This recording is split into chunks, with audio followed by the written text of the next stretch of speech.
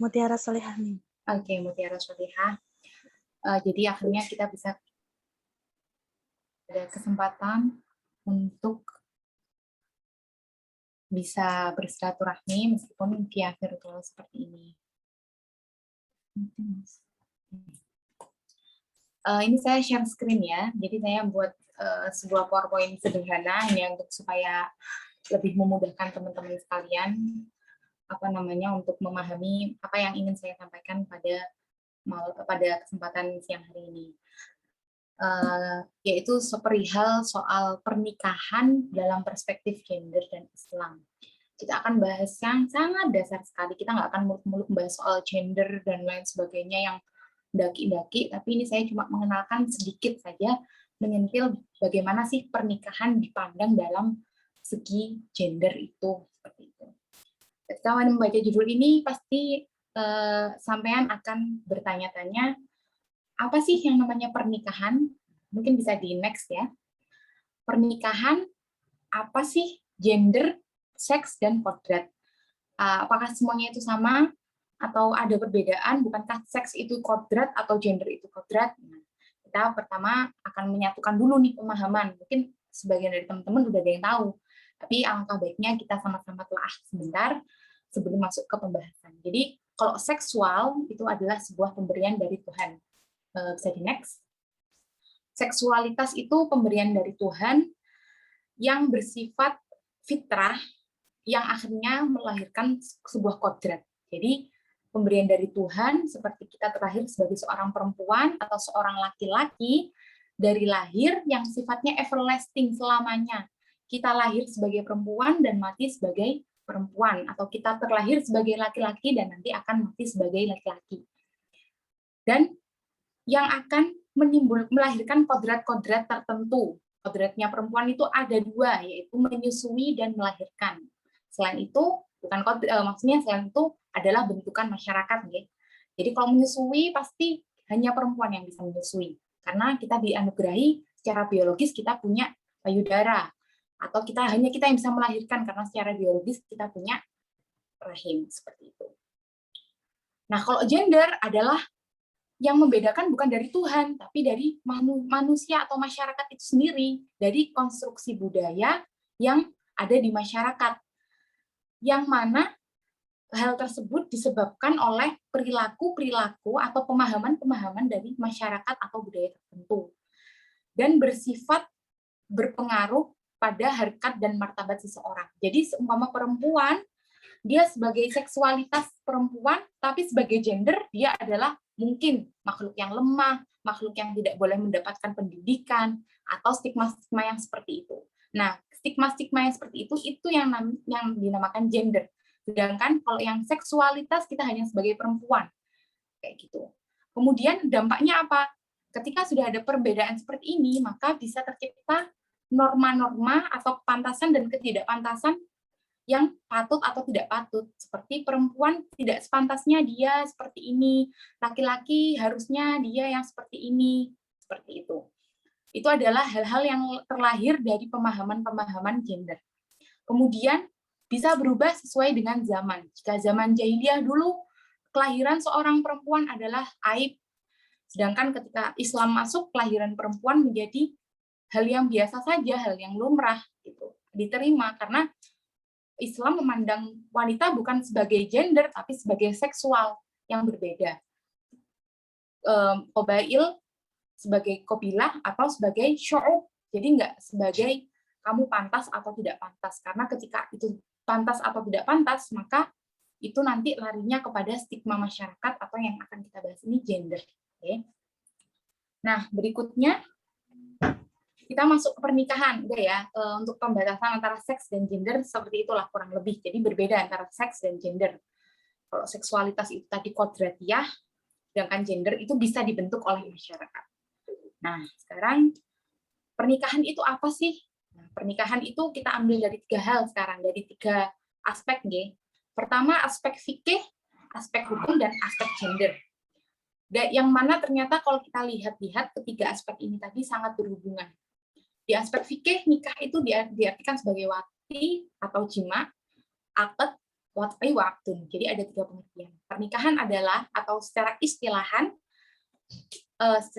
istilahnya bahwasanya pernikahan adalah sebuah akad yang bersifat mitsaqun uqlidun, ikatan yang kuat, yang memberikan akses tamlik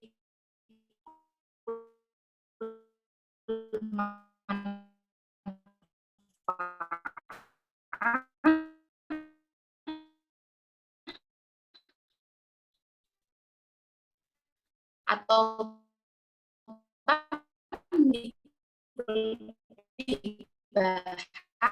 terhadap bisa memberikan manfaat atau bisa memberikan keperbolehan hubungan suami istri, tapi ketika sudah nikah diperbolehkan jima dan lain sebagainya. Sedangkan menurut hukum pasal 1 UU nomor 1 tahun 1974, pernikahan didefinisikan sebagai ikatan lahir batin antara seorang pria dan wanita dengan tujuan membentuk keluarga yang bahagia dan kekal berdasarkan kebutuhan yang Maha Esa, berdasarkan ketuhanan yang Maha Esa. Yaitu adalah pernikahan itu yang berisi tentang saling menolong dan melengkapi atas kekurangan dan kelebihan masing-masing. Seperti itu. Kemudian, secara perspektif gendernya, karena kita kembali lagi ke hukum Islam, Islam itu adalah sebuah agama yang mengajarkan rahmatan lil alamin atau seimbang, dan pernikahan itu tadi secara Islam adalah sebuah akad yang bisa membarengkan antara tamlik, kepemilikan, dan keperbolehan. Kemudian kalau dalam hukum tadi adalah sebuah kebersamaan, kesalingan, dan penerimaan, yang mana ketiga hal ini tadi bisa membawa kepada kebahagiaan atau rahmatan lil alamin sesuai dengan visi Islam itu sendiri. Oleh karenanya, pernikahan itu setidaknya harus diasas atau didasari oleh 5 hal ini. Pertama, asas karomah insaniyah, yaitu pernikahan memandang seorang dari pihak laki-laki dan perempuan sebagai dua-duanya adalah sama-sama manusia yang memiliki potensi dan kedudukan yang setara. Jadi melihat bagaimana dalam pernikahan itu kita melihat kedua belah pihak sebagai manusia. Yang kedua, asas kesetaraan, kedua manusia yang setara. Yang ketiga, asas keadilan, jadi apapun itu haruslah adil, nggak memberat sebelah. Dan yang keempat, asas mawaddah warohmah, atau asas kasih sayang. Jadi pernikahan itu seyogianya, setidaknya harus berdasarkan kasih sayang, atau paling tidak nanti di tengah-tengah perjalanan ini selalu diiringi dengan kasih sayang. Dan yang kelima, asas pemenuhan hidup sejahtera dunia akhirat. Ini tadi kalau asas yang terakhir ini nanti masuknya kepada tujuan atau misi dari pernikahan itu sendiri. Jadi ketika pernikahan itu bisa dilandasi oleh 5 asas ini, maka pernikahan yang adil itu akan tercipta. Jadi ada 5 asas yang bisa membangun sebuah pernikahan yang seimbang yang akhirnya nanti rahmatan lil alamin, seperti itu. Pernikahan dalam 3 perspektif itu ada kesimpulannya ya di situ secara sekilas. Jadi dalam Islam adalah pernikahan itu merupakan tamlikul manfaah atau akdul ibahah yang berdasarkan mawaddah warahmah. Menurut hukum keluarga adalah bersifat keluarga bahagia dan langgeng, kemudian tercatat resmi dalam KUA, bersifat monogami, matang secara psikis dan mental, terjalin keseimbangan peran. Jadi dalam hukum tata negara sendiri sudah sangat menghimbau itu, bahwasanya pernikahan itu haruslah adil, haruslah seimbang antara peran laki-laki dan perempuan, gitu.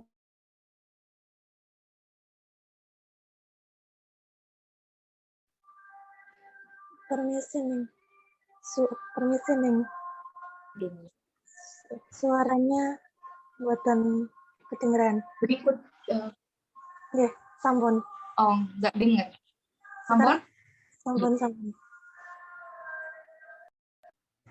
Oke ya, saya lanjut. Bisa di slide selanjutnya. Itu tadi sekilas tentang pernikahan dari 3 perspektif. Kemudian muncul pertanyaan, bagaimana jika pernikahan itu terjadi bias gender atau ada ketidakadilan memandang perempuan atau laki-laki dengan stigma-stigma tertentu yang akhirnya nanti ada ketidakseimbangan peran di situ, maka pernikahan yang bias gender itu akan melahirkan problematika. Di antaranya, saya mengumpulkan kurang lebih ada 6 atau berapa tadi problemnya. Ada 4 problem yang terangkum di sini. Pertama, ketika pernikahan tersebut bias gender, maka dia akan terjadi problem relasi suami istri. Jadi dari awal pasangan ini sendiri terjadi problem karena adanya pihak yang ingin mendominasi dan pihak yang terdominasi atau yang submasif, atau ada pihak yang superior yang ingin menang dan ada pihak yang harus kalah, seperti itu. Kemudian jika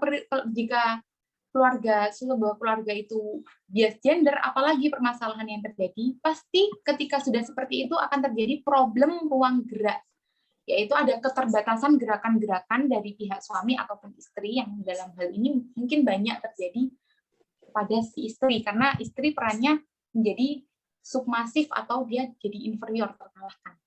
Kemudian problem berikutnya, problem situasi dan kondisi. Nah, problem ini ketika perempuan sudah tidak bisa bergerak dengan bebas, maka akan terjadi ketertinggalan pada perempuan. Entah itu pola pikir, entah itu dalam aspek nafkah dan lain sebagainya, itu pasti akan terjadi ketertinggalan karena dia menjadi kalah. Yang keempat adalah problem teks, yaitu dengan serta-merta mengartikan teks-teks keagamaan dengan tekstual. Jadi ar-rijalu qawwamuna 'alan nisa'i tanpa melihat apa konteks yang terjadi, tanpa melihat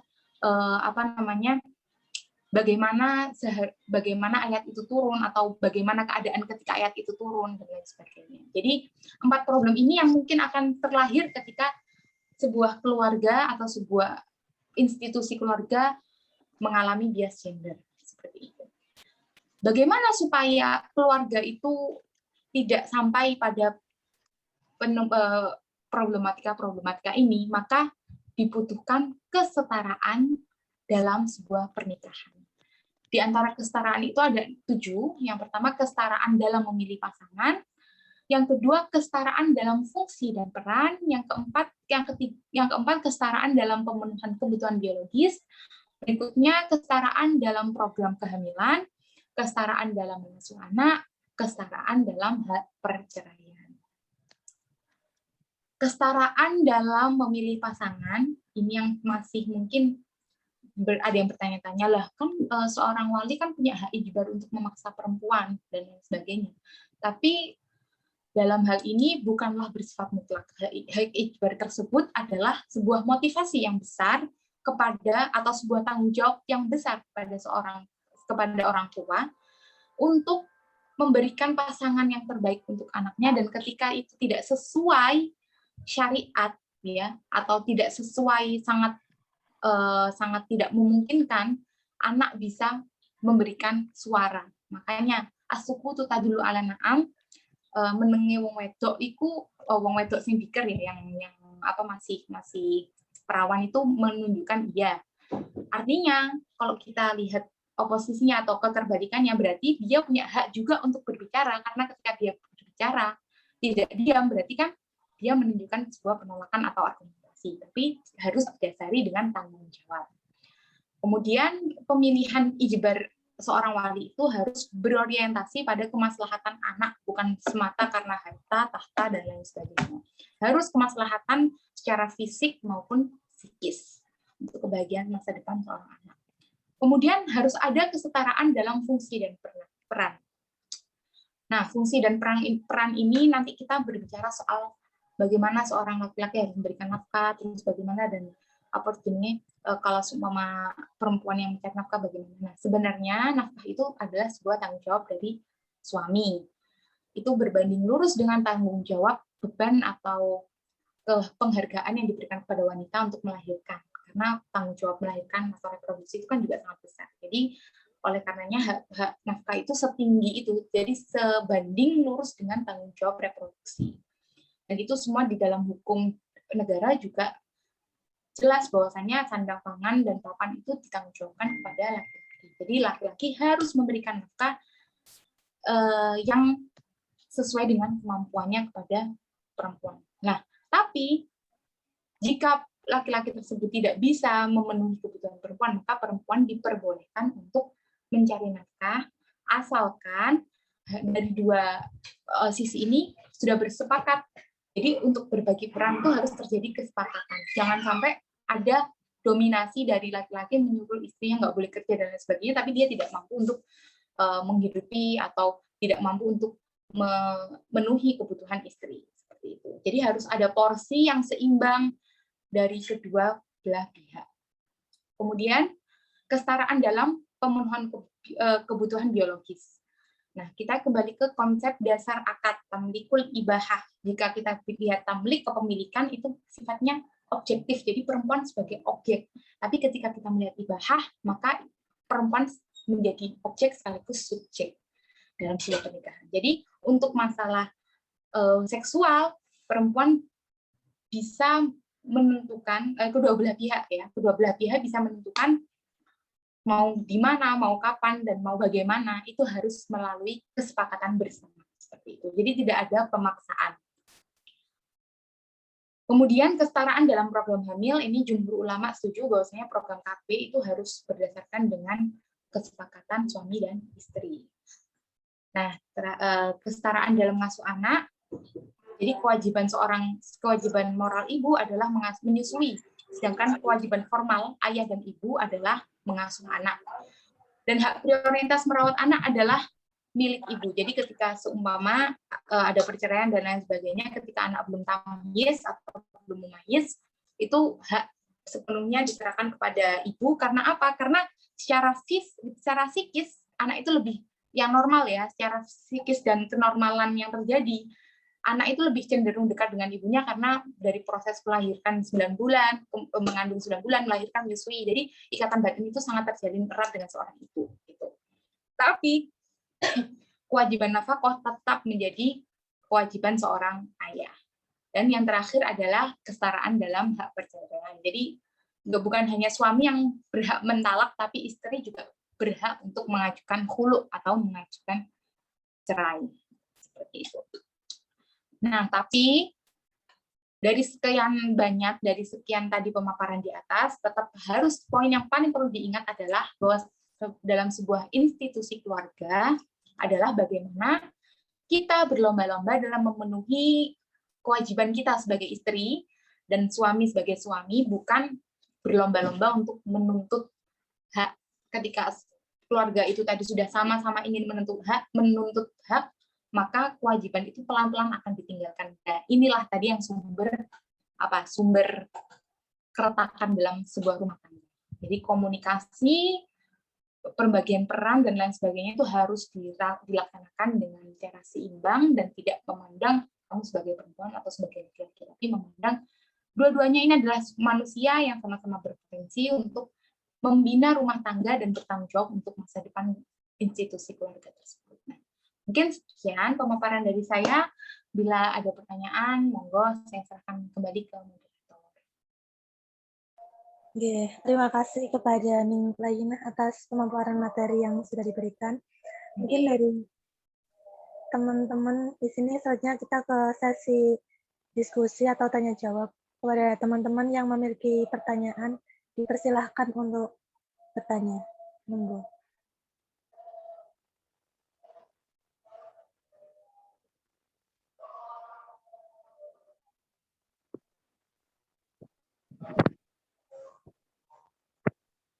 Monggo yang ingin bertanya bisa on-mic ataupun bisa lewat kolom chat.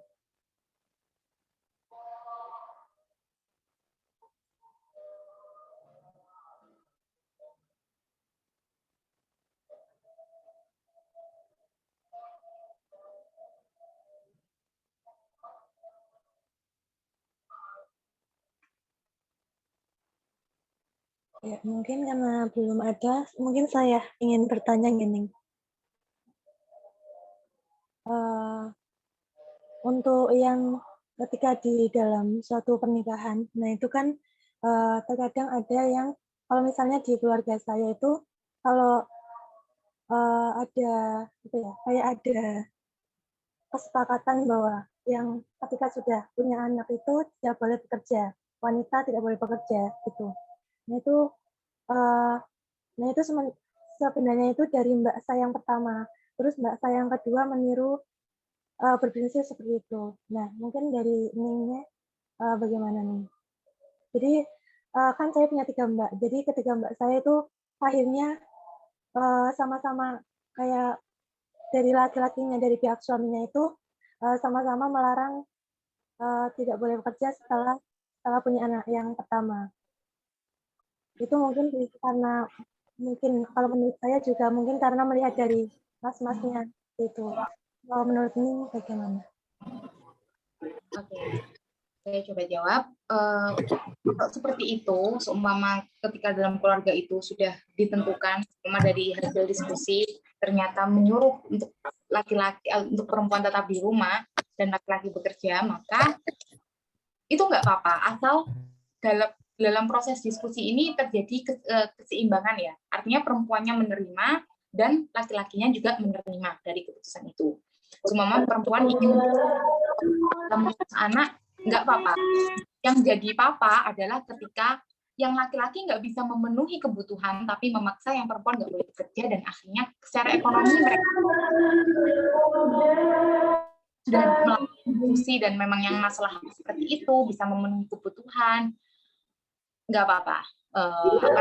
Apapun yang bekerja atau siapapun, bagaimanapun pembagian peran itu nggak apa-apa, asal difungsikan dan diperankan dengan sebagaimana mestinya dan sesuai porsinya.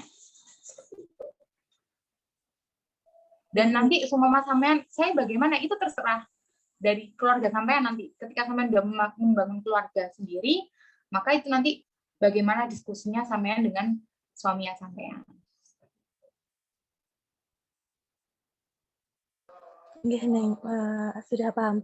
Terus seperti ini, kalau saya lihat dari mbak-mbak saya itu, untuk kewajiban lain, misalnya mengurus anak, terus pendidikan dan segalanya itu diberikan mutlak kepada istri. Itu nggak apa-apa ya, Neng, selama ada kesepakatan.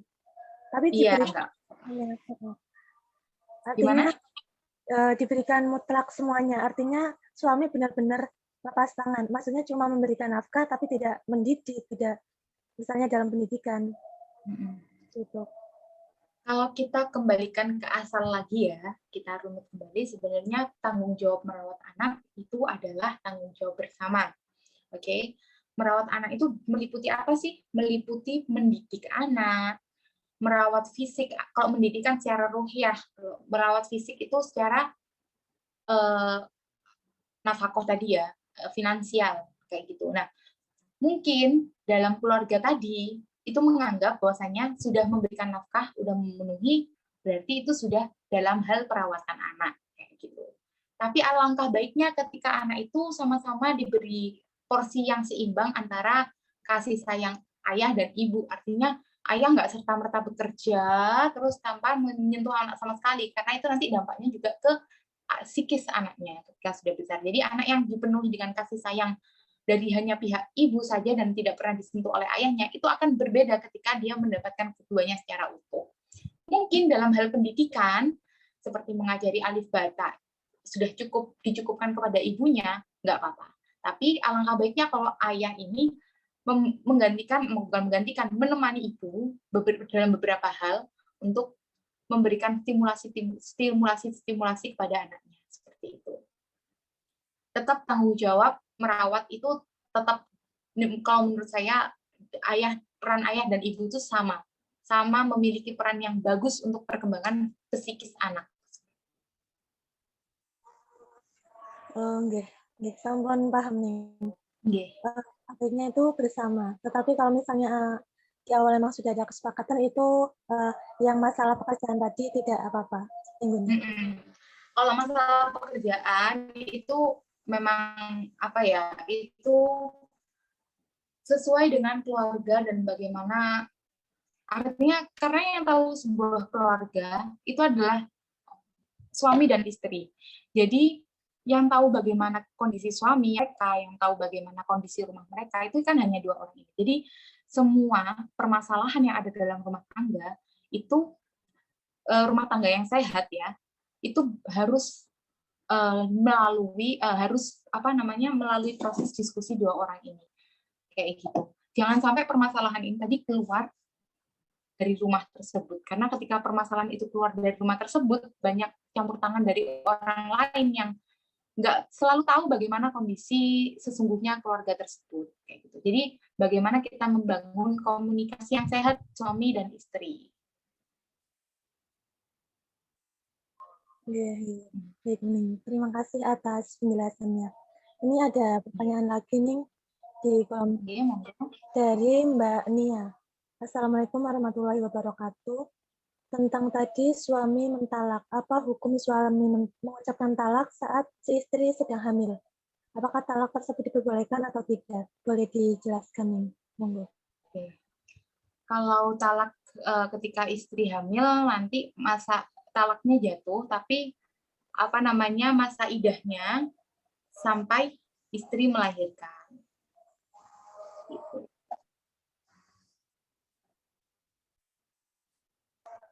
Ya, mungkin dari Mbak Nia ada feedback atas pertanyaan tadi.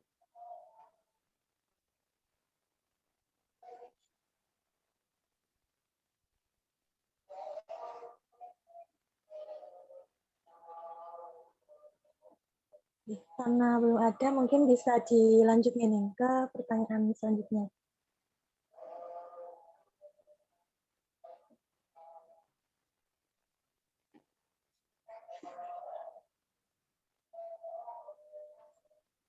Ini sini bisa, apakah bisa dilanjut nih ke ya. Selanjutnya dari Mbak Ida Badriah. Nilaiin izin bertanya. Dalam istikharah sebelum menerima calon suami, istikharah orang mana yang harus kita ikuti? Apakah ada kriteria orang yang bisa kita minta tolong untuk istikharah sebuah keputusan? Untuk istikharah ya, istikharah itu kalau bisa orang yang dimintai istikharah adalah pertama orang yang kita anggap sebagai guru. Okay? Artinya dia kriteria keilmuannya, kealimannya, baik dalam keilmuan dan kesolehan, dia memenuhi kriteria tersebut. Yang kedua, dia kalau bisa, dia haruslah orang yang netral. Jadi istikharahnya beliau bukan karena beliau yang mengajukan, seperti itu. Jadi pihak netral atau pihak tiga atas maten. Yang ketiga, kalau semen sudah mantap, lebih baik nggak usah istikharah. Istikharah itu hanya untuk ketika ada keraguan dan lain sebagainya. Kalau sudah mantap, jangan. Saya menyarankan untuk tidak istikharah sih. Jadi istikharah itu diperuntukkan untuk bingung, benar-benar bingung antara dua pilihan, atau benar-benar bingung ini baik atau tidak. Tapi kalau sudah yakin ini baik, Bismillah, insya Allah lancar. Dan yang paling penting dari guru. Kalau guru itu karena dia yang tahu ya, secara keilmuan dia lebih tinggi, pengalaman juga lebih tinggi. Jadi mungkin untuk istikharah seperti itu. Oke. Mbak Ida Badriah ada feedback. Ya, terima kasih. Selanjutnya ke pertanyaan dari Mbak Fitri. Ini ngapunten badhe tanglet, apakah ada dampak terhadap seorang anak yang mempunyai orang tua yang temperamen kepada anak? Dan apakah ada ketraumaan khusus terhadap mental anak? Yang kedua kurang dengar, apakah ada? Apakah ada trauma khusus terhadap mental anak? Oh iya. Ya jelas, ketika orang tua temperamen kepada anak itu sangat berdampak pada psikis anak ya. Pertama, anak itu bisa menjadi takut, dia ekstrim takut, jadi dia menjadi anak yang pengecut. Yang kedua bisa jadi dia mengikuti orang tuanya. Jadi karena dia sering dikasari, maka dia menganggap hal itu adalah hal yang wajar dan dia akan berlaku demikian. Tapi yang jelas, apapun ajaran orang tuanya, sekecil apapun orang tuanya mengajar, itu akan masuk dan dicerna oleh anak. Kayak gitu. Jangankan temperamen, sampai membentak nang anak itu sudah bisa menjadi trauma berkepanjangan bagi seorang anak, dan itu sangat tidak baik untuk dampak kedepannya secara mental. Kayak gitu.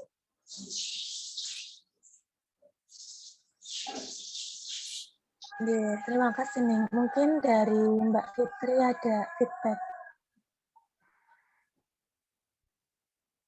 Atau masih ada pertanyaan? Monggo. Matur nuwun. Oke. Mungkin dari teman-teman lainnya yang masih memiliki pertanyaan dipersilahkan untuk bertanya. Ini teman-teman dari teman-teman mana ya? Belum kenalan. Oh Sambil iya, nunggu pertanyaan ngobrol-ngobrol aja. iya, sakit nih. Ini kebanyakan dari mahasiswi ITS. Oh, ITS Surabaya. Iya.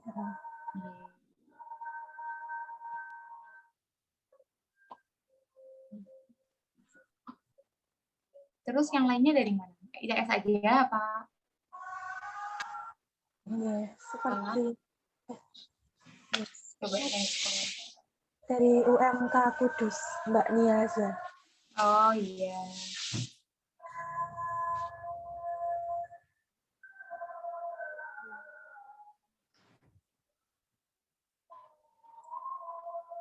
Monggo mungkin kepada teman-teman yang masih ada pertanyaan. Oh, dari Lirboyo. Iya.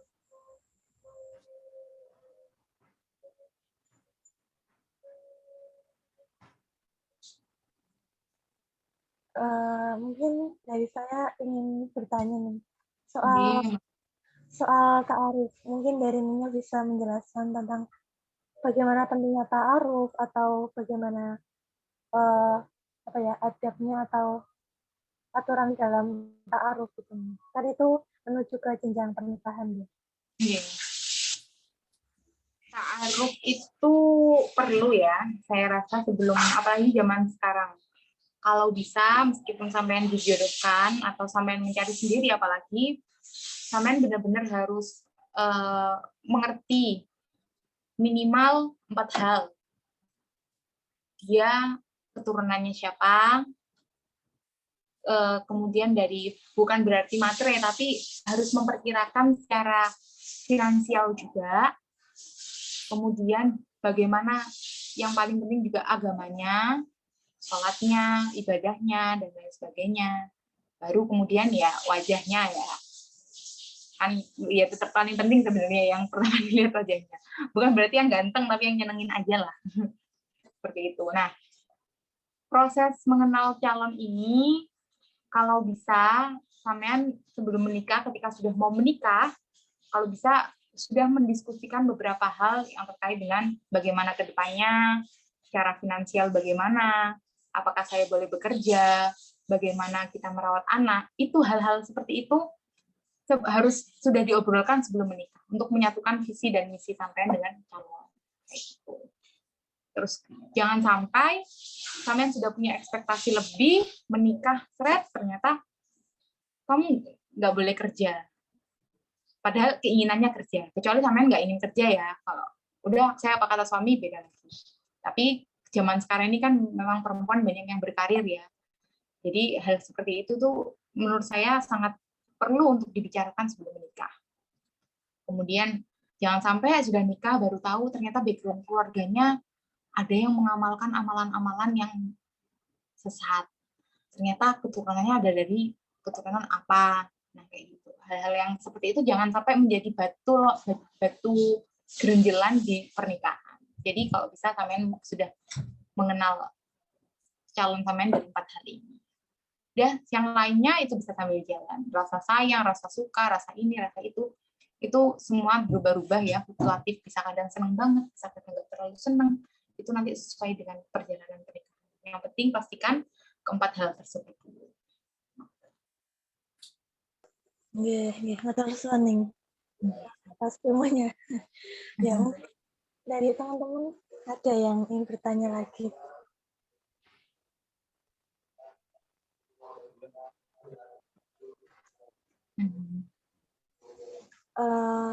Ini nih dari Mbak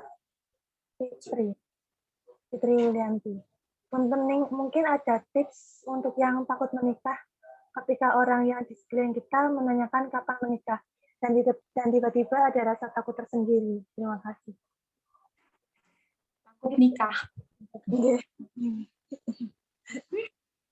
Iya, kadang-kadang jengah ya, karena timbul dari perasaan jengah dan nggak usah membayangkan apa-apa tentang pernikahan. Artinya nggak usah terlalu terbebani dengan kisah-kisah pernikahan orang lain, karena setiap orang itu punya jalan pernikahan sendiri.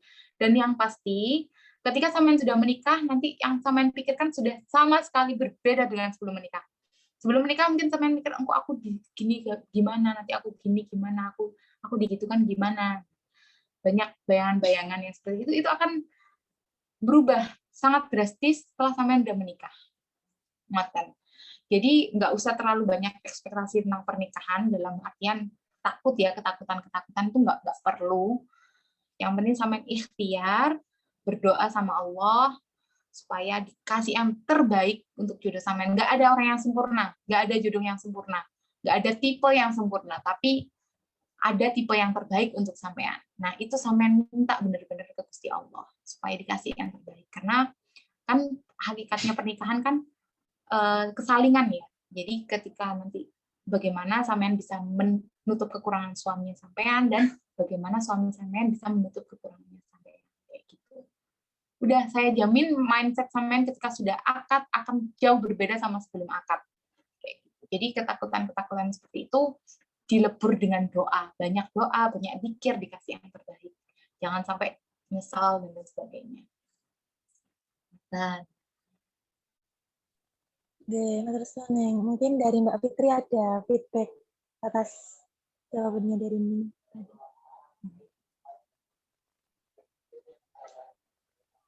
Nah, ini ada pertanyaan lagi dari Mbak Handa Rahma. Ngapunten mau bertanya, apa yang harus dipersiapkan untuk kehidupan rumah tangga ini? Enggak. Apa ya? Ya itu sih kembali lagi kayak tadi sebelumnya, sampean beda-beda ya, beda-beda. Sampean pingin rumah tangga atau pengen prospeknya apa nanti ke depannya. Sampean pingin seumpama pingin anakku nanti pinter atau anakku minimal bisa punya masa depan keagamaan yang bagus, berarti itu dimulai dari sampean. Persiapkan dari diri sampean. Gimana sampean mempersiapkan diri menjadi ibu terbaik dan istri terbaik. Kurang bisa ngaji, yuk kata-katain ngaji. Kurang bisa masak, gitu kata-katain belajar masak. Persiapkan dari diri sendiri, nggak usah terlalu banyak muluk-muluk. Seumpama pingin sugih, yuk sampean bekerja mulai sekarang, berusaha untuk mencari nafkah mulai sekarang, kayak gitu. Dan dikomunikasikan dengan calon suaminya nanti yang paling penting.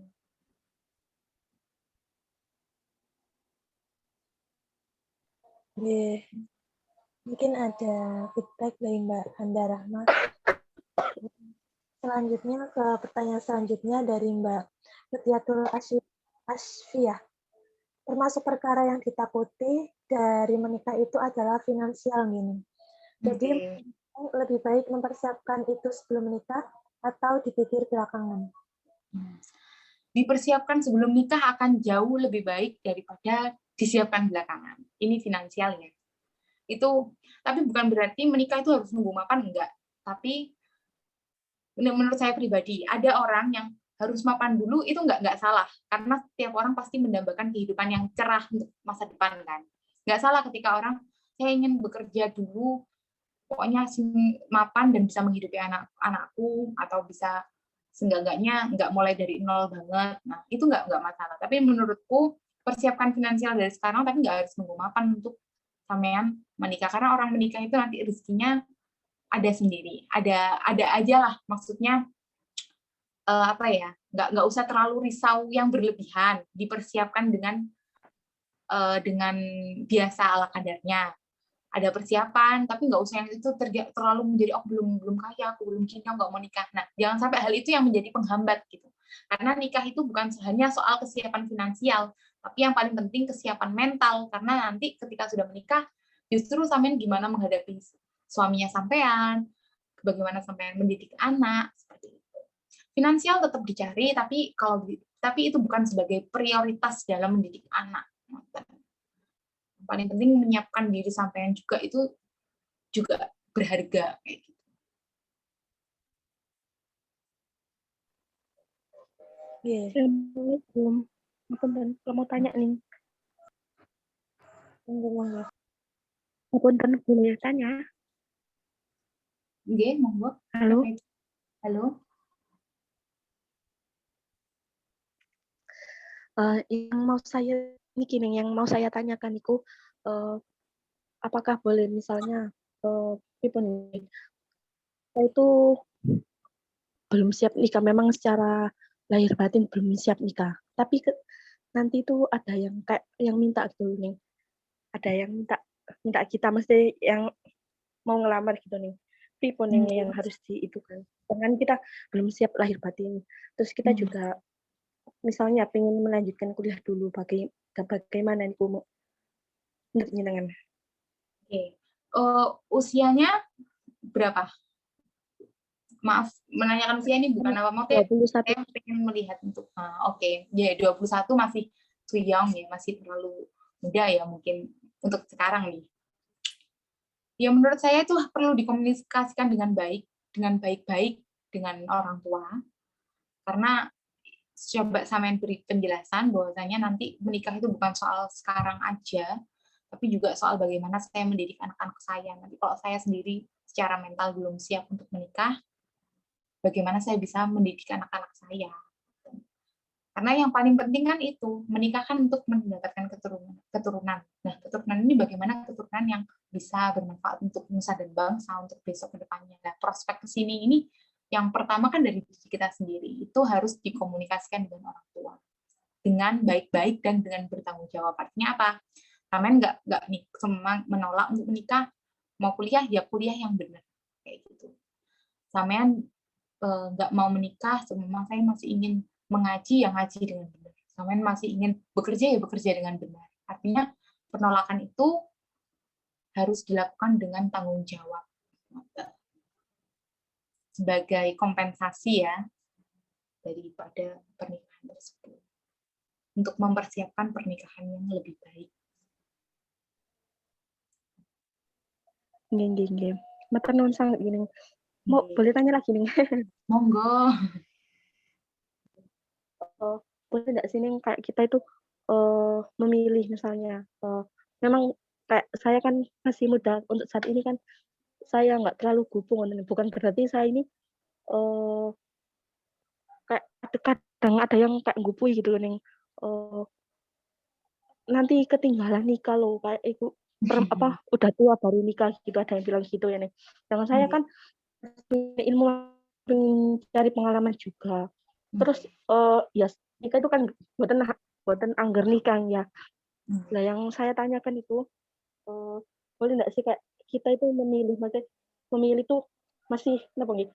Misalnya kayak yang deketin cowok gitu, milih-milih gitu, bukan berarti kita itu pemilih, tapi lebih menjaga diri. Menurutnya. Ya menurut saya itu nggak apa-apa dalam artian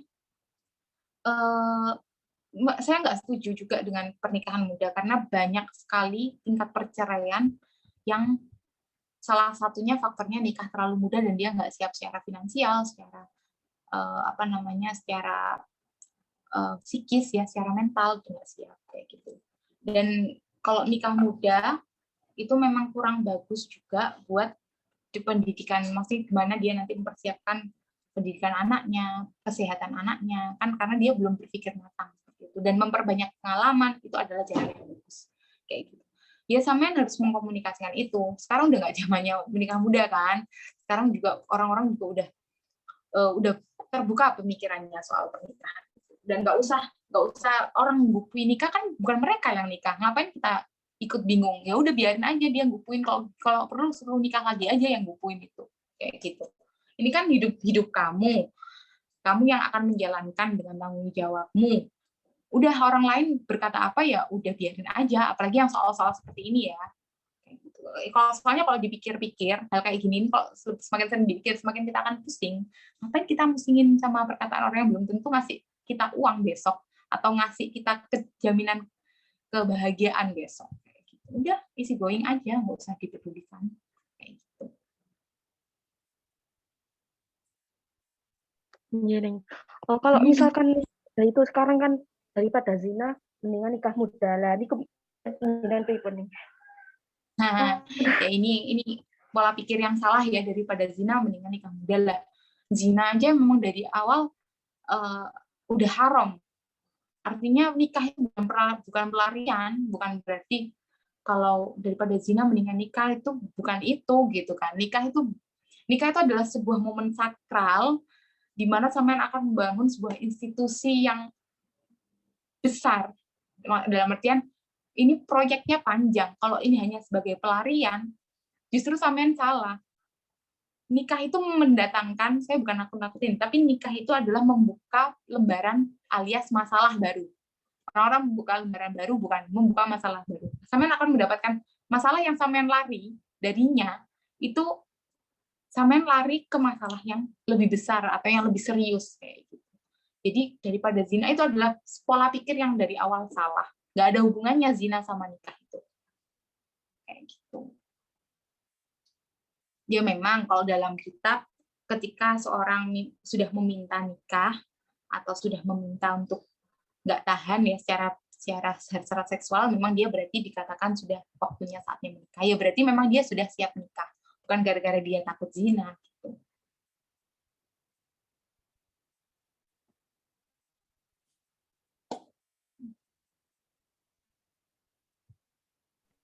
Gitu. Baik, yang matur nuwun sanget ngene nggih. Nggih, sami-sami. Oke, terima kasih atas mbaknya yang sudah bertanya. Ini ada pertanyaan lagi di kolom chat nih, dari Mbak Putyatul Asfia. Jadi sebagai perempuan, nopo yang paling utama dan sebaiknya dipersiapkan untuk menikah ini? Saya tetap akan menjawab yang paling perlu disiapkan adalah kesiapan diri sendiri. Jadi apa yang kamu lakukan sekarang itu tingkatkan kualitasnya kayak gitu. Pertama, keagamaan. Yang jelas paling penting adalah agama. Karena bagaimanapun agama itu fondasi kuat yang bisa membawa anak nanti membawa anak besarnya kayak gini. Moral, agama itu yang paling penting, dan semuanya itu dipersiapkan dari diri kita sendiri. Jadi perkuat agama yang sampean, terus kalau yang sudah mulai bekerja ya juga perkuat finansial, perkuat mental seperti itu. Tapi nomor satu tetap agama, karena bagaimanapun pendidikan agama dari ibu itu akan lebih berharga ya dari pendidikan kan madrasatul ula. Ibu itu madrasah pertama anaknya. Ibu itu sekolah pertama anaknya. Apa yang akan sampean berikan ke anak sampean kalau bukan pendidikan agama yang akan dibawa nanti sampai mati. Jadi ya kalau menurut saya adalah mempersiapkan agamanya sampean, di samping itu juga bukan mempersiapkan agama ya, memperkuat keagamaan sampean, iman sampean, kemudian ibadah, terus sambil sembari finansialnya juga ditata, mindset-nya juga ditata. Oke, pripun. Mungkin dari Mbak Putyatul ada feedback.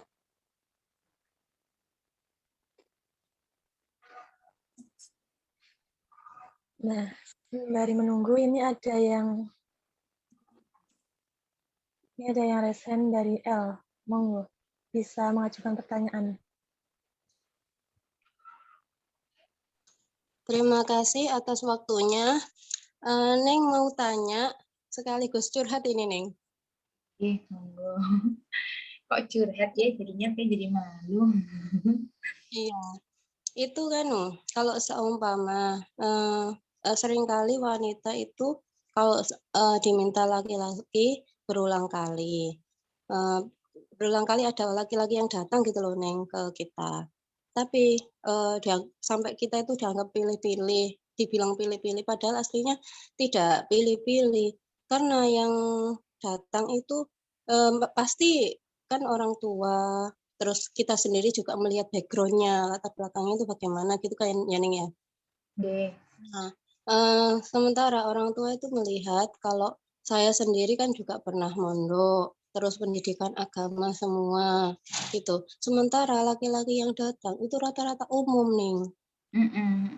Latar belakangnya umum, terus keluarganya itu juga pasti melihat keluarganya itu seperti apa. apalagi condongnya ke keagamaannya itu seperti apa. Karena kita kan dari keluarga saya sendiri kan itu condongnya ke agama gitu.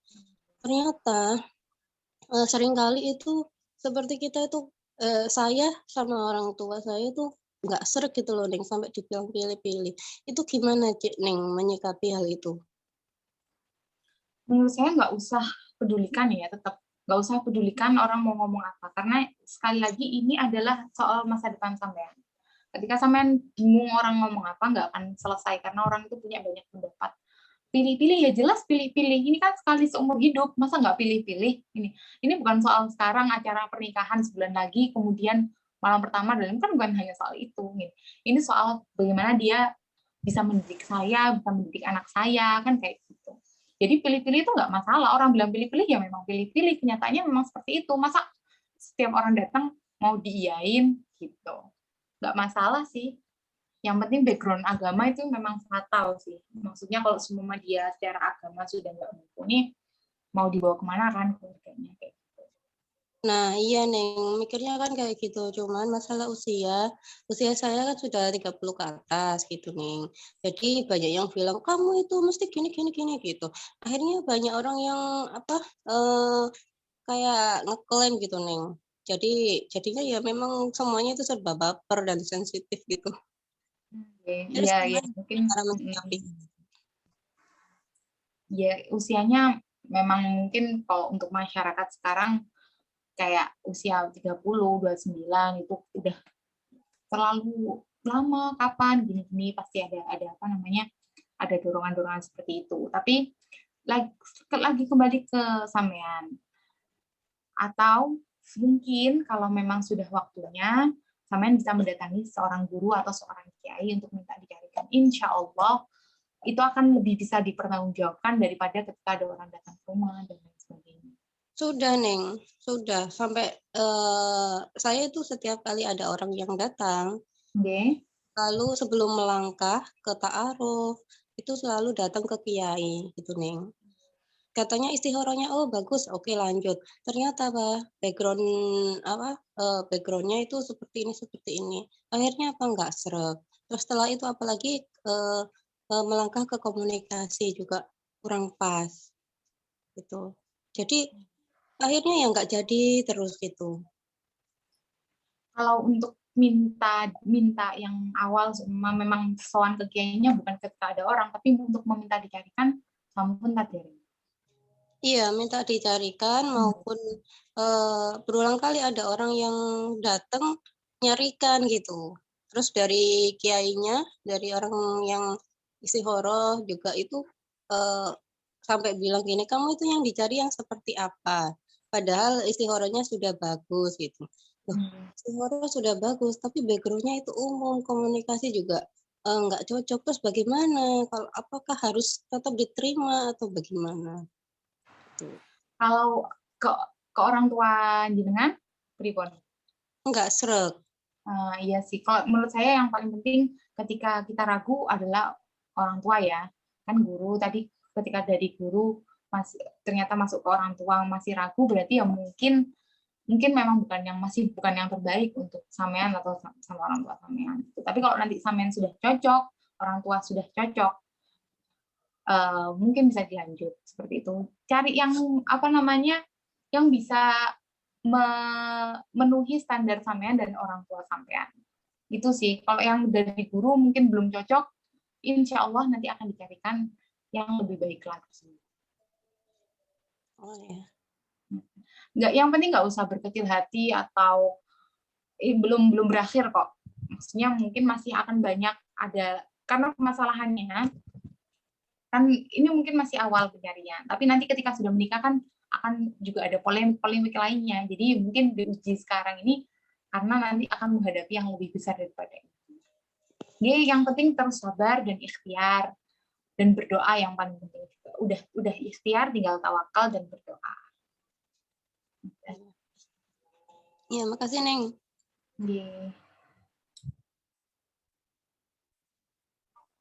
Yeah. Terima kasih pada Mbak El yang sudah bertanya. Mungkin dari teman-teman lainnya yang masih ada pertanyaan, monggo. bisa ditanyakan ke Ningnya.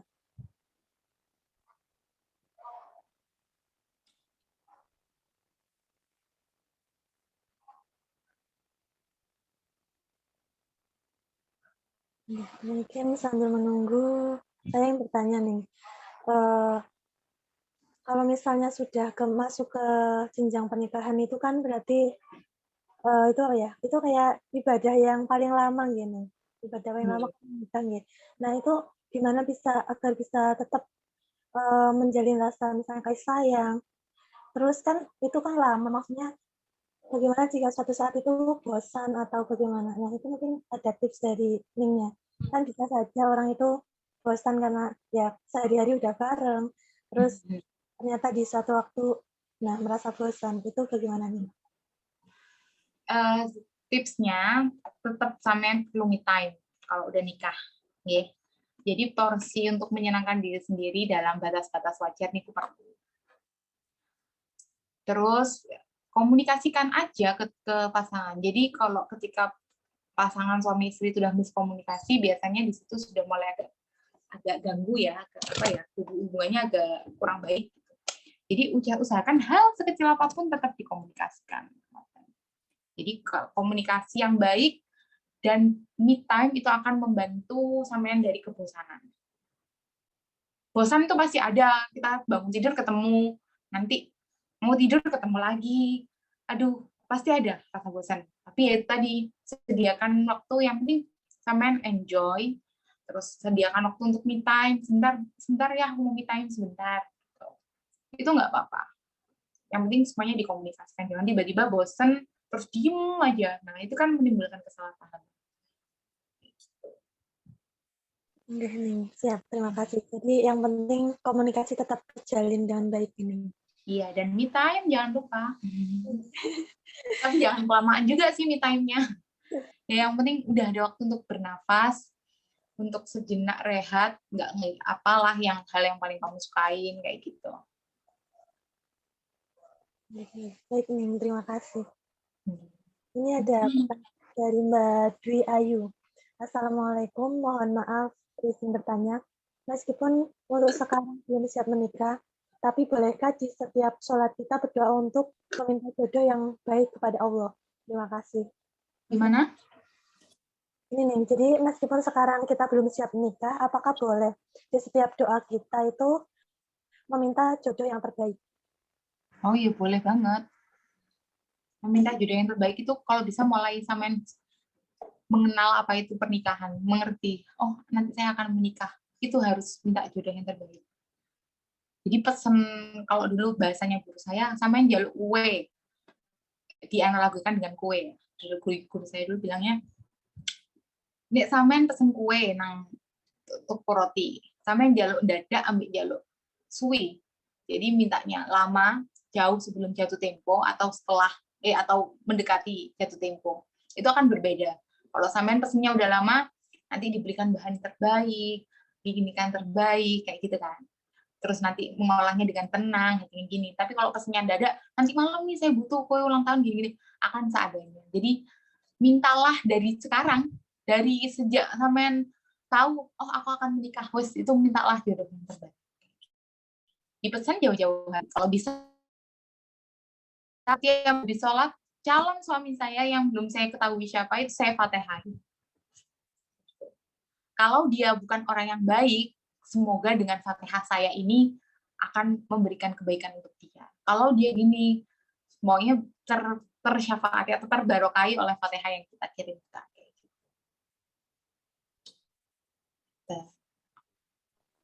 Ini ada pertanyaan lanjutan dari Mbak Ainitul Faedia. Bolehkah kita berdoa tentang jodoh dengan menyebutkan kriteria jodoh kita? Karena yang menyebutkan itu sama saja dengan mendikte Gusti Allah, mohon jodoh dengan mendikte Gusti Allah. Enggak dong, kalau kita minta kriteria itu enggak dikte dong. Kita kan berdoa. Doa itu adalah permintaan seorang hamba. Sedangkan jawaban dari doa itu hak prerogatifnya Gusti Allah. Dan Allah itu malah yang nyuruh kita berdoa, udhuni astajib lakum.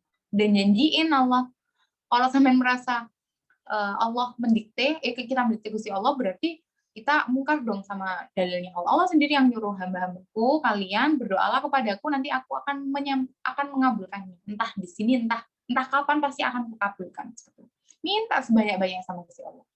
Minta sekalian, apapun kriterianya. Tapi ketika kita berdoa, kita harus berserah. Yang nggak boleh itu berdoa sama halu. Beda ya, kita berdoa itu berarti kita masih menyadari adanya kekuatan yang maha. Adanya kekuatan yang maha yang nanti ketika kita mendapatkan sesuatu, itu tuh memang murni kehendaknya. Kalau kita halu, aku pengen jodoh kayak gini, ketika kita dapat jodoh yang nggak seperti kita inginkan, kita akan kok gini, kita berekspektasi tinggi. Itu bedanya halu sama doa. Yang dianjurkan adalah yang disuruh adalah kita berdoa. Ketika kita berdoa, kita berserah. Dan yang paling penting adalah kriteria kita belum tentu yang terbaik untuk kita. Jadi menurut saya untuk jodoh, mintalah yang terbaik untuk sampean.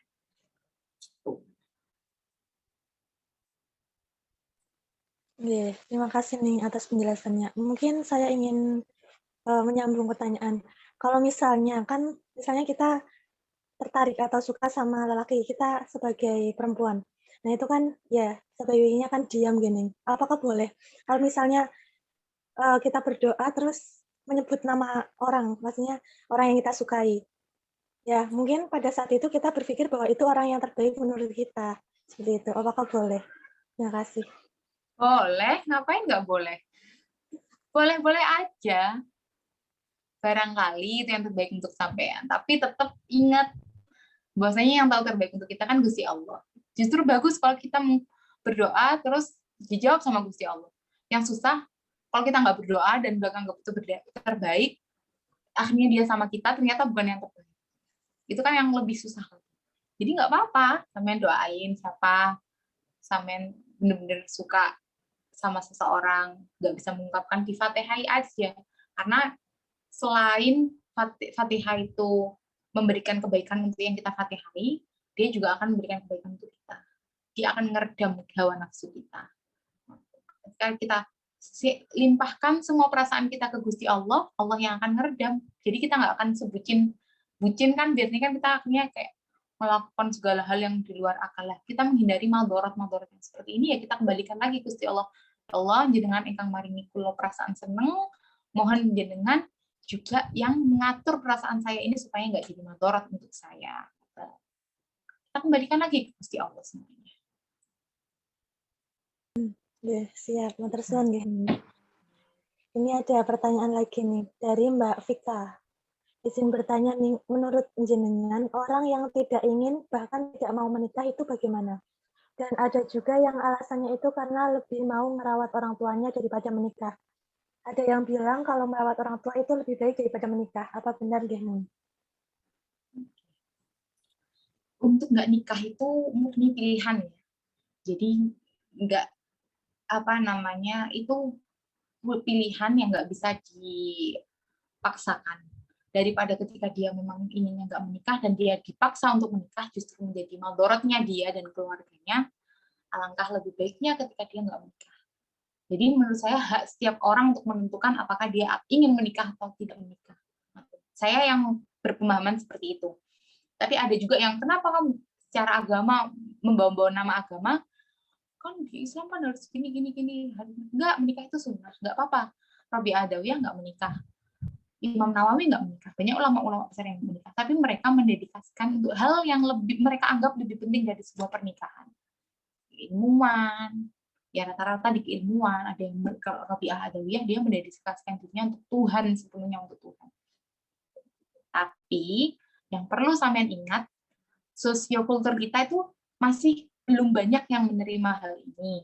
Jadi, ketika sampean sudah punya pilihan untuk tidak menikah, ya sampean harus siap adanya hukuman sosial, bukan hukuman ya bahasanya, adanya pandangan sosial atau justifikasi sosial dari lingkungan kita.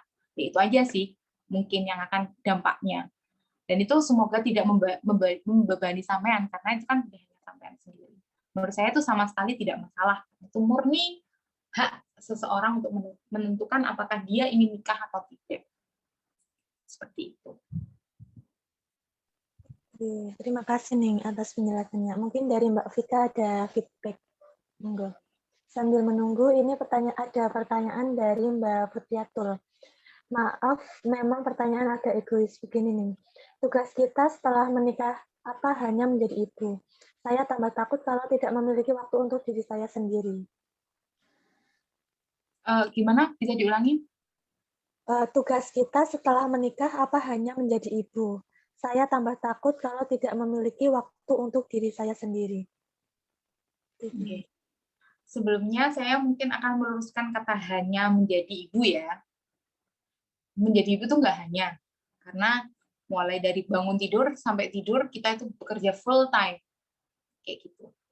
Takut nggak punya waktu sendiri, ya saya pun takut waktu sebelum nikah saya nggak bisa me time. Tapi seperti yang saya bilang di awal, setelah nikah, setelah akad, setelah sudah menjadi istri orang, apalagi setelah mempunyai anak, mindset sebelum nikah itu sama sekali berubah. Jadi benar-benar berbeda 180 derajat. Kayak gitu. Jadi kalau takutnya karena nggak bisa me time, itu menurut saya ya maklum, wajar takut seperti itu. Tapi insya Allah ketika sudah nikah nanti, samain cara pola pikirnya sudah nggak seperti itu lagi. Kayak gitu. Karena sama udah punya tanggung jawab. Ketika orang dibebani tanggung jawab kan dia akan mampu merubah mindset dia. Kayak gitu. Mungkin masih punya suami sebelum punya anak, pikiran-pikiran seperti itu masih ada. Tapi ketika udah punya anak, udah nggak sempet dia kayaknya mikirin hal-hal yang seperti itu. Jadi nyantai aja. Yang penting sekarang sampean nikmati sebelum menikah, sampean nikmati masa muda sampean untuk hal-hal yang bagus yang nggak akan sampean sesali besok. Sampean sekarang lagi ngapain, udah lakukan aja. Lagi berkegiatan apa sampean lakukan. Dengan maksudnya jangan sampai sampean tahan-tahan sekarang, besok setelah nikah sampean nyesel, kenapa ya belum nggak gini, kenapa ya belum nggak gitu, kayak gitu. Manfaatkan setiap waktu yang sampean punya. Yang penting itu supaya tidak ada penyesalan.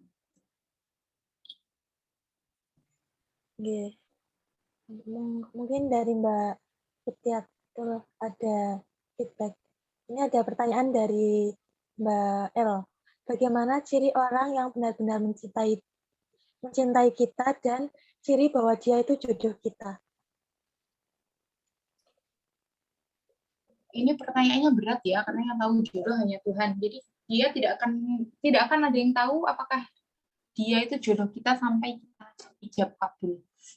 Dan ciri orang mencintai kita yang bisa ngerasakan di sampean sendiri, karena cinta itu adalah hal yang muncul dari hati dan bisa nyampainya ke hati. Orang lain nggak akan bisa ngerti kayak gitu. Jadi tergantung hati sampean ngerasa nggak dia suka sama teman. Tapi ingat bahwasanya dalam pernikahan itu bukan hanya tentang cinta. Di pernikahan cinta itu sangat bisa berkurang, bisa bertambah seiring berjalannya waktu. Yang paling penting kalau untuk jodoh tetap saya kembalikan lagi yang terbaik untuk kita. Dan kita nggak akan tahu apakah itu jodoh atau enggak sampai dia ijab kabul sampai kita. Nah, di rentan waktu itu, kita banyakin aja berdoa. Banyakin ikhtiar, banyakin berdoa, sama bertawakal. Insya Allah, Allah kasih yang terbaik untuk kita. Maaf, Neng, menambahi dari pertanyaan saya yang tadi.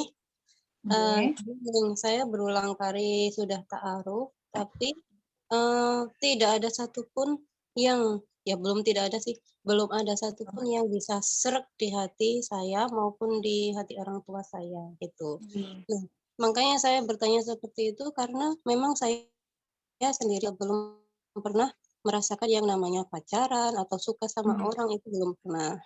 Jadi saya nggak tahu cirinya saya suka sama orang itu seperti apa, atau orang yang suka sama kita, yang benar-benar suka sama saya sendiri itu saya nggak tahu yang bagaimana gitu. Karena selama ta'aruf berulang kali, berpuluh-puluh orang yang sudah ta'aruf sama saya, iya memang sudah berpuluh-puluh orang, itu belum ada yang sreg gitu.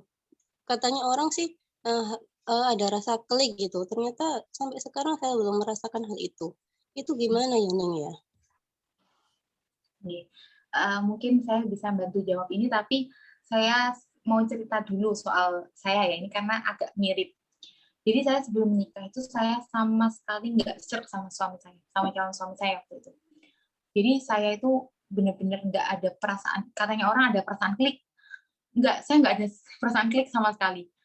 Di perkenalan, kemudian saya ta'aruf atau tunangan ya bahasanya. Jadi udah lamaran tapi belum menikah itu kurang lebih 1 tahun. Itu saya nggak pernah yang namanya WA, di WA sekedarnya, tapi saya benar-benar nggak ada yang namanya perasaan suka. Mulai dari kenalan sampai lamaran, sampai akad, baru saya sukanya, kliknya setelah nikah. Jadi sehari setelah nikah baru saya tahu, oh gini rasanya suka sama orang. Itu saya beneran kejadian. Jadi yang bisa diambil apa? Mungkin dari sekian banyak itu kita nggak dikasih perasaan suka itu sebelum menikah.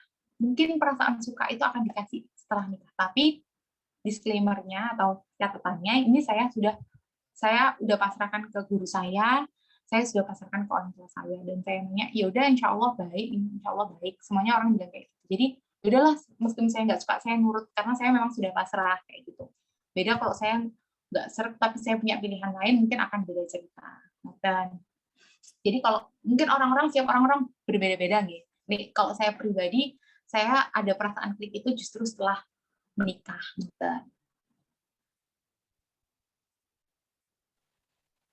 Kalau seumpama saya mengajukan pertanyaan saya sesuai dengan pengalaman saya yang kemarin, kalau saya bercerita boleh nggak, Ning? Iya, monggo. Kemarin itu ya, Ning, ya yang terakhir itu, ya sekarang ada lagi memang. Tapi yang terakhir yang kemarin itu yang sudah ta'aruf, itu gini, orangnya itu latar belakangnya umum, orang tuanya juga umum, nasionalis gitu, Ning. Sementara keluarga saya itu memang berpendidikan dan beragama, apalagi pondokan semua gitu kan. Nah, orang yang mempertemukan kita itu ketua muslimat, ibu ketua muslimat. Nah, ibu ketua muslimatnya sendiri itu sebenarnya nggak tahu backgroundnya dia itu seperti apa. Ternyata itu umum semua. Terus setelah sekarang dikasih tahu, besok langsung ta'aruf, terus setelah itu ditanya pekerjaannya apa, melalui yang comblangnya itu tadi. Pekerjaannya tani. Terus habis itu sama borong-borong mesin gitu di pabrik gitu. Berarti kan kalau borong-borong mesin image-nya itu pekerjaannya tidak tetap. Berarti yang tetap adalah tani. Sementara dari keluarga saya sendiri adalah orang-orang yang berkecimpung di bidang agama, kegiatan keagamaan maupun kegiatan pendidikan gitu nih. Apalagi saya sendiri itu profesinya di depan laptop terus. Nah, kalau tani, saya langsung mikir nih, bagaimana ya saya harus menyesuaikannya. Langsung saya itu harus kayak semacam dibanting gitu. Sementara istiqorohnya itu baik. Nah, dari kiainya itu. Itu kalau Ning sendiri menyikapi hal itu bagaimana, Ning? Orang tua saya juga kurang apa ya? Abi saya nggak setuju. Kalau umi saya terserah saja gitu. Sementara saya sendiri seperti orang linglung, saya harus menyesuaikannya bagaimana. Nanti kalau saya diajak ke sawah sementara pekerjaan saya, profesi saya, terus kegiatan saya sehari-hari itu di depan laptop, Zoom, seminar, workshop dan lain sebagainya, itu bagaimana? Kan seperti kebanting gitu, bagaimana menyesuaikannya? Kalau ini ada di posisi saya seperti itu bagaimana? Itu untuk yang kemarin nih. Coba ya, kalau saya sebagai jenengan, kalau semua saya seperti itu, maka yang pertama saya lihat adalah background pemahaman agama dia. Jadi saya lihat apakah secara basic agama dia mumpuni untuk mendidik saya dan anak-anak saya apa bukan.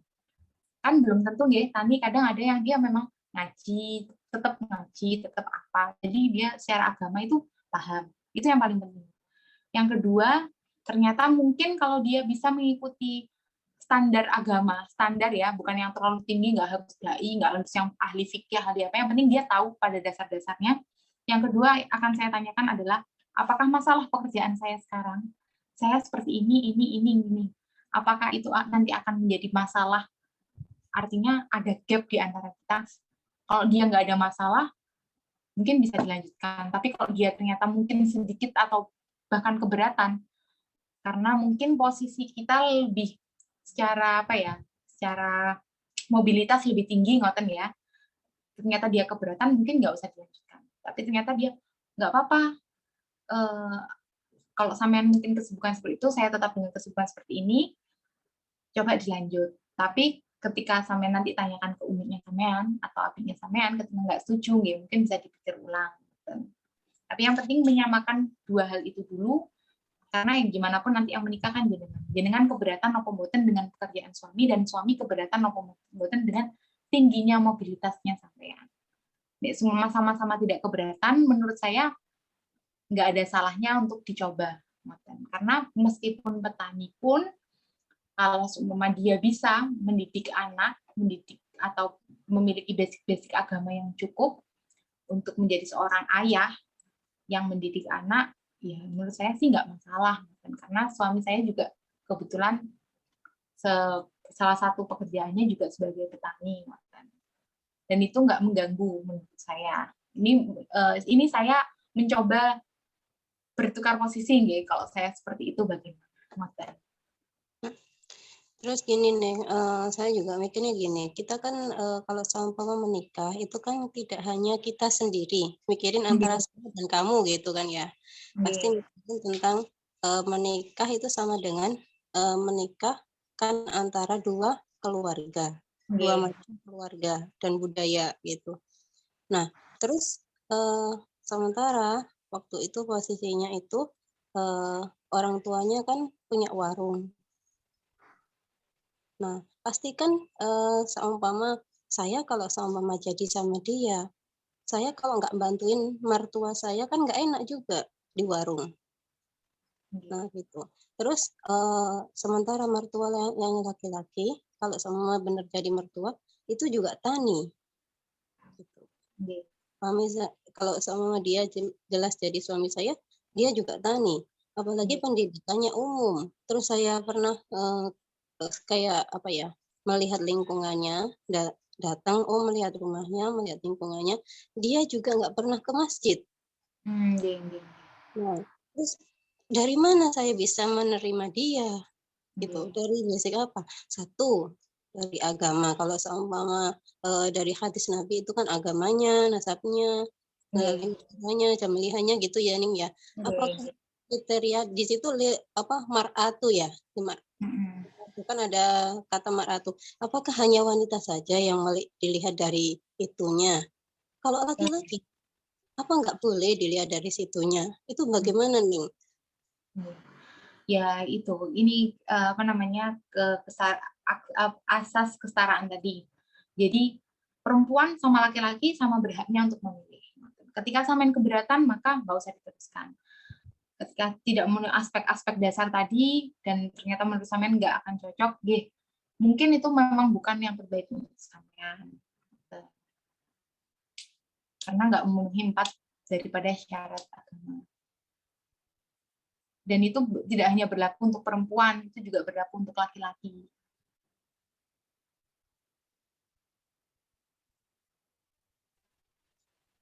Akhirnya kalau penolakan demi penolakan, bukan saya yang menolak, tapi sana mau, tapi secara istikharah ternyata hasilnya seperti ini sampai 4 kali.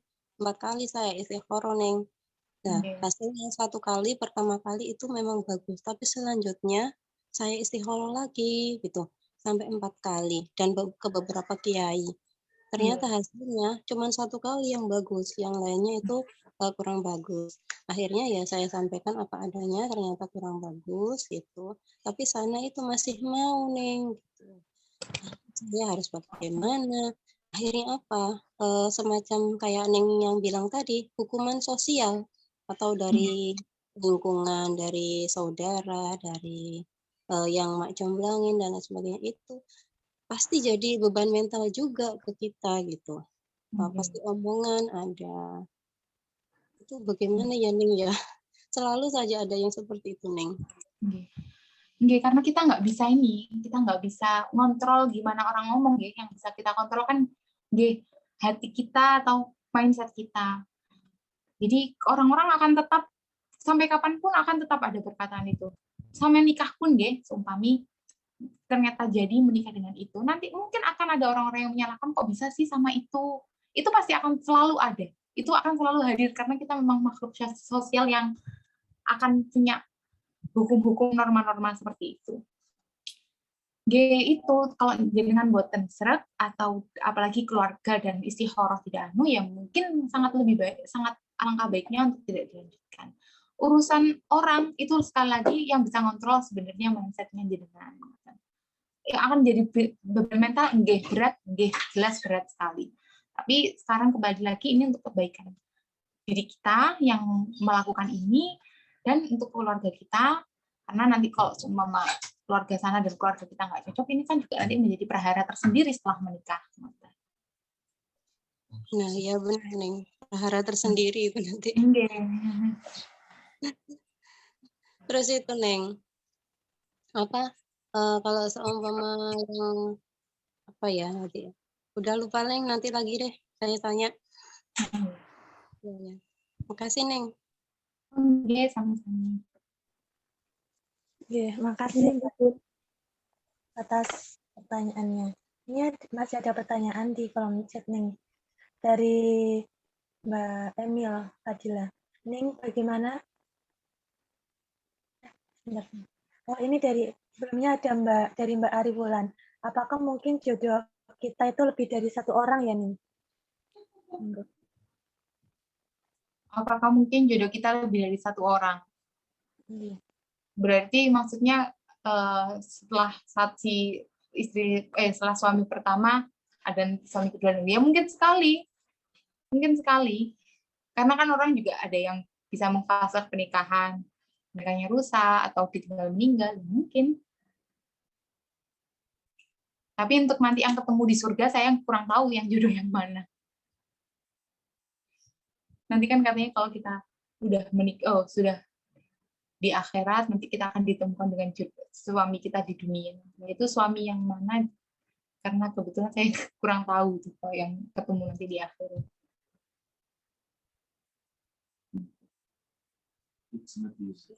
Terima kasih. Mungkin dari Mbak Ariwulan ada feedback. Terus ini ada pertanyaan lagi.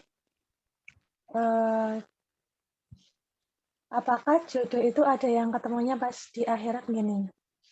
Jadi mungkin di dunia itu belum yang benar-benar terus ketemunya nanti di akhirat. Apakah mungkin berarti nggak jodoh dong namanya dong?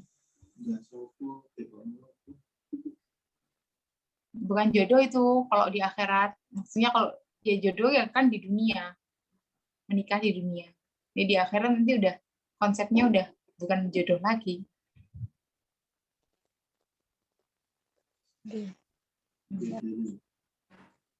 Terus ada pertanyaan lagi nih. Ning, bagaimana cara agar tidak terlalu baper ke lawan jenis? Gimana?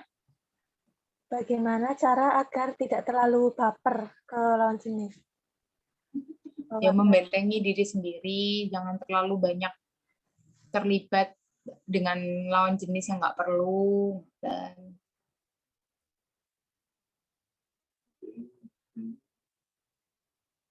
Terima kasih. Terus masih ada lagi. Oh ya, bagaimana jika dicoba menikah dijalani dulu? Ada yang bilang seperti itu. Apakah menikah itu dicoba? Gimana?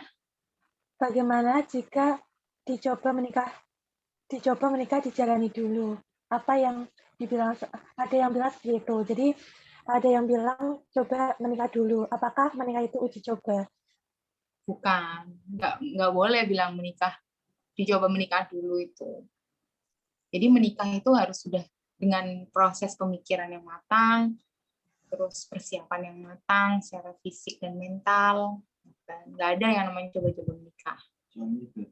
Secara hukum nggak boleh. Kan nikah kan ibadah. Sampean boleh nggak nyoba sholat dulu gitu? Saya tak nyoba sholat dulu, mboten pareng kan nggih? Nah, menikah pun seperti itu. Menikah itu ibadah yang paling menyenangkan katanya. Nggih. Ibadah yang paling menyenangkan karena satu-satunya ibadah yang mengikuti nafsu biologis. Nggih. Tapi bagaimanapun menikah juga tetap ibadah. Jadi nggak boleh ada yang namanya tak coba menikah dulu itu dosa, mboten saged, mboten parang, mboten asal. Ya, terima kasih. Mungkin ada feedback. Kula badhe tanggap nggih. Nggih. Wajar napa mboten nggih misalnya kayak belum memang apa nggih, belum ada yang serk ngono. Tapi suatu saat pengen dapat suami yang soleh tauhid batinnya gitu. Untuk saat ini memang belum serk gitu loh. Apakah itu normal saja? Pastilah pengen yang ini, pengen cowok yang ini gitu deh. Tapi memang pripun nggih belum serk ngoten. Belum ada yang disukai ngono lho. Pripun ngoten mboten napa-napa nggih. Napa-napa. Serk nggak serk itu nggak bisa disetting ya. Serk nggak serk kan munculnya dari hati. Nah, makanya dianjurkan untuk gimana supaya hati ini bersih dan lebih apa ya? Lebih sensitif terhadap hal yang baik dan hal yang jelek. Cara membersihkan hati itu gimana? Masuk banyak dikuatkan lagi ibadahnya, dibanyak berdoa supaya nanti hati ini nggak nyampe menyesatkan kita. Bersyukur kita masih ada perasaan serg nggak serg, berarti hati kita, nurani kita ini masih belum mati. Jadi memang itu adalah fitrah. Aku pokoknya gak cocok ambil dia, pokoknya gak cocok ambil iki. Tapi jangan sampai kelewat baper. Jadi harus dilandasi dengan hal-hal yang masuk akal. Seperti aku nggak serek, kok aku nggak serek, ternyata dilihat kembali, oh hari ini emang agamanya kurang. Oh hari ini diajak komunikasi gak nyambung kayak gitu. Jadi nggak serta-merta aku gak serk gitu. Harus ada tanggung jawab ya, kita sebagai manusia kan harus bertanggung jawab atas apapun yang kita lakukan gitu. Jadi serk nggak serk itu sangat fitrah dan sangat normal. Oh nggih. Matur nuwun sanget nggih. Nggih, sama-sama. Terima kasih Mbak atas pertanyaannya. Mungkin dari teman-teman masih ada pertanyaan, monggo bisa segera disampaikan.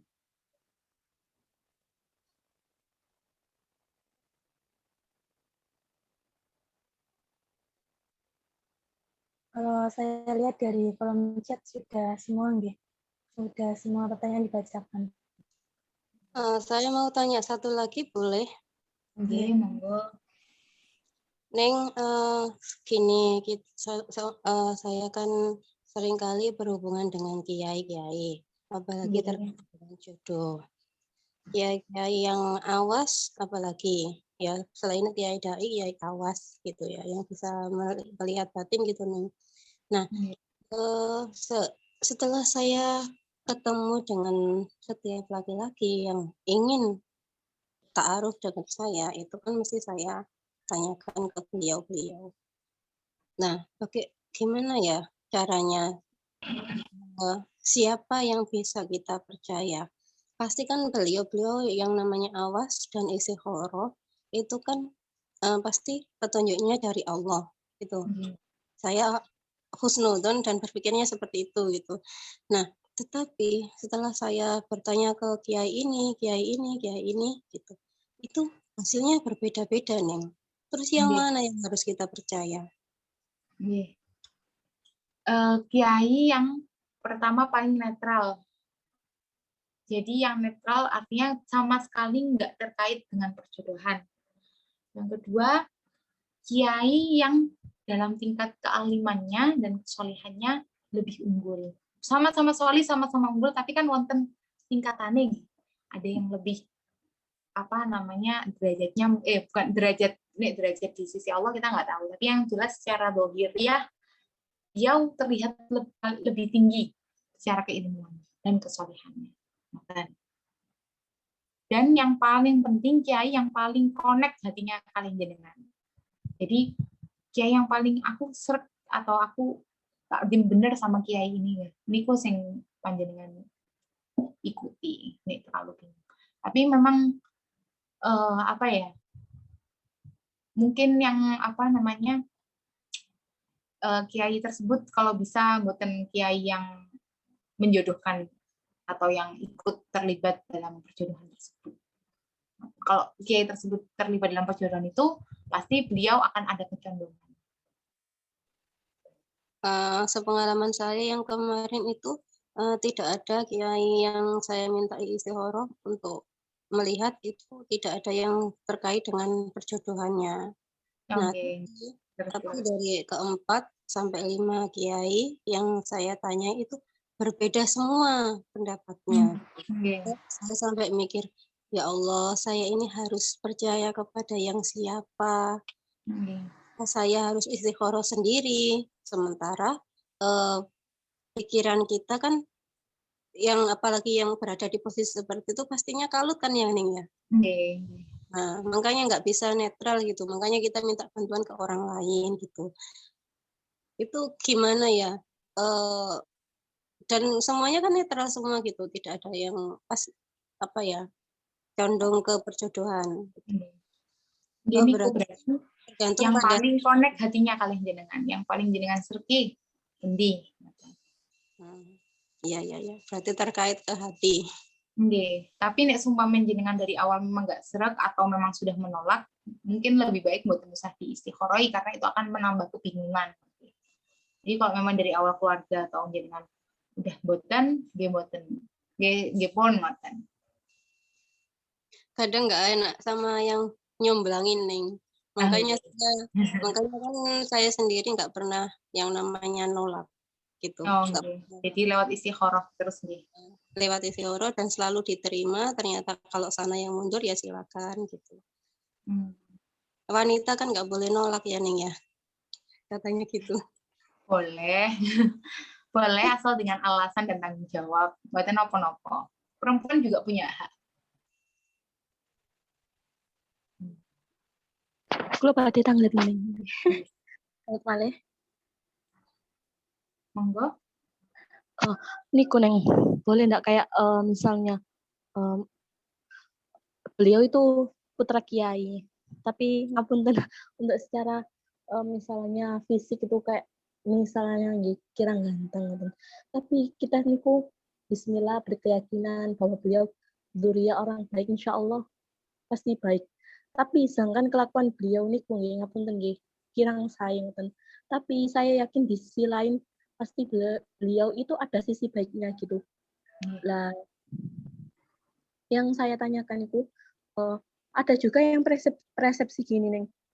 Kadang agamanya itu oke baik, tapi kadang sama wanita kasar, kadang juga kurang setia. Pasti ada istilah seperti itu. Lah, pripun yang menanggapi seperti itu.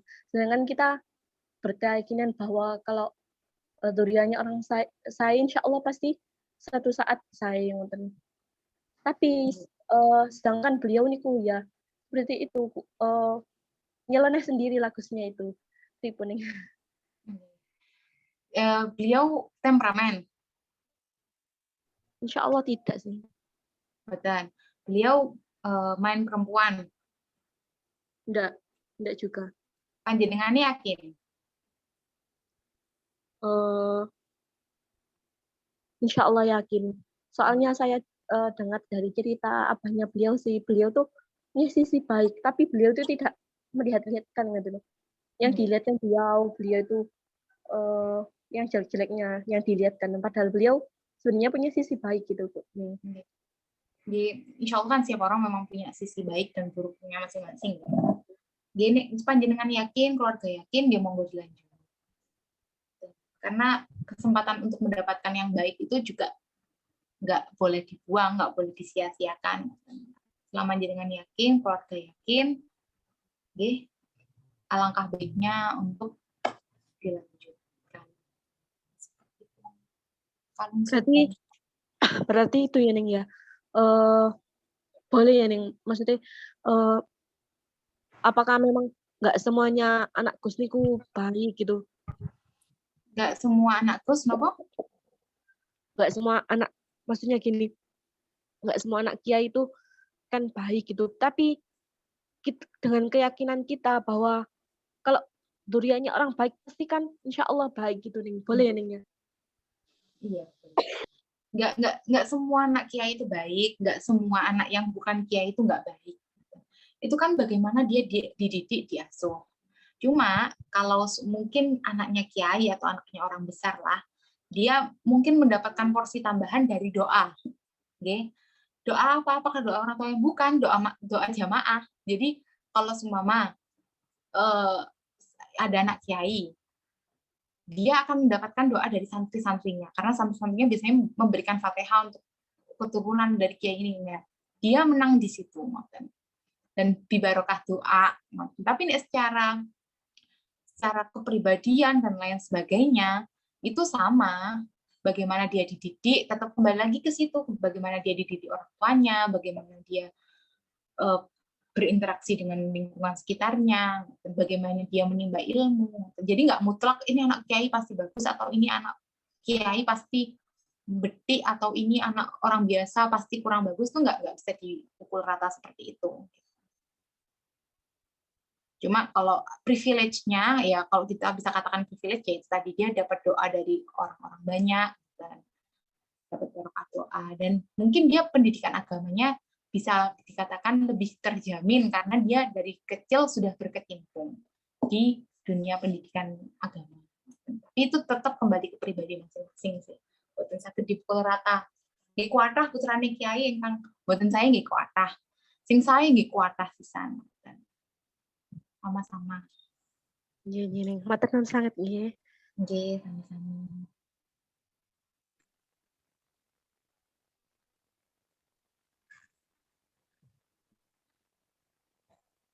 Nggih, terima kasih Ning atas penjelasannya yang sangat detail tadi. Mungkin dari teman-teman apakah sudah cukup atau masih ada pertanyaan?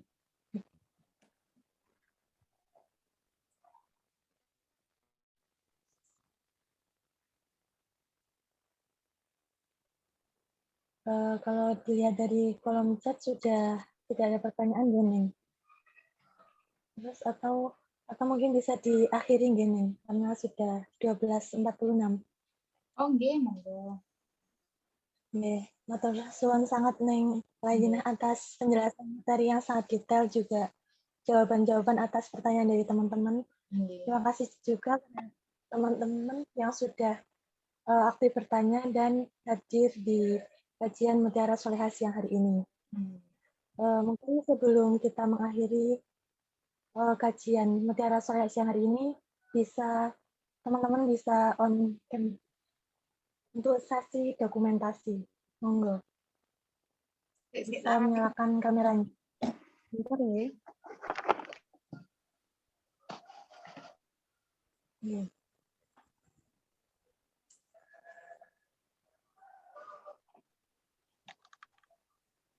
Iya, monggo. Teman-teman bisa on sebentar untuk dokumentasi.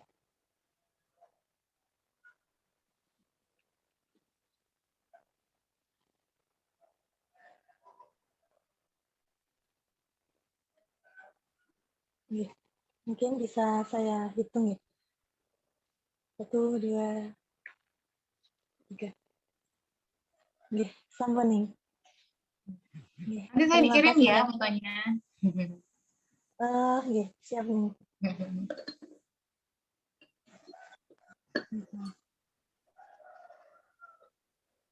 Iya. Matur suwun pada Ning Lainah dan juga teman-teman yang sudah menyempatkan waktu untuk hadir di kajian Mutiara Sholihah siang hari ini. Untuk mengakhiri kajian Mutiara Sholihah siang hari ini, mungkin bisa kita tutup dengan doa kafaratul masjid. Subhanakallahumma wa bihamdika asyhadu an la ilaha illa anta astaghfiruka wa atubu ilaik.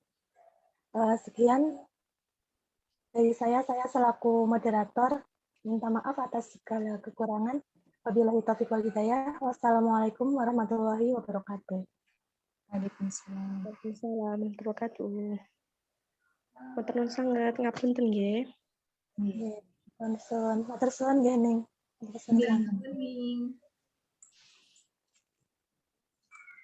Saya izin end meeting nggih. Hmm.